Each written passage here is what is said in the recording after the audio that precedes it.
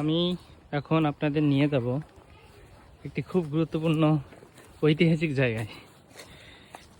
আপনারা হয়তো বা নাম জেনে থাকবেন, ইখতিয়ার উদ্দিন মোহাম্মদ বখতিয়ার বিন খলজি।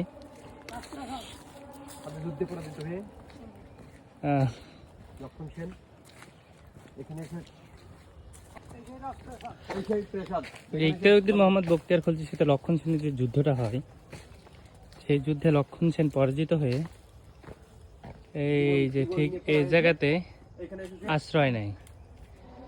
এখানে সেনের ঘাঁটি হওয়ার কারণে এই জায়গাটার নাম সেনহাটি হয়।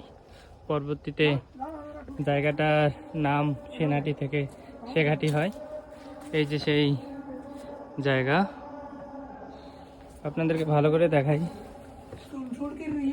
এই যে সেই জায়গা, ঘর বুলেট প্রুফ ঢোকবে না, এরকম করা অনেক মোটা করে বানানো, অনেক আগে।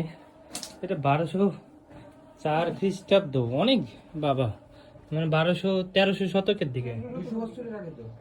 1300 শতক, তার মানে এখন থেকে প্রায় 800 বছর আগে কাহিনী। 800 বছর আগের এই যে আপনাদেরকে এই সেই বিল্ডিংটা দেখাইলাম। বিল্ডিং তো না, এটা একটা পুরোকৃত্য হয়ে গেছে। এই যেটা এখন জঙ্গলে ভরাট হয়ে গেছে প্রায়। তো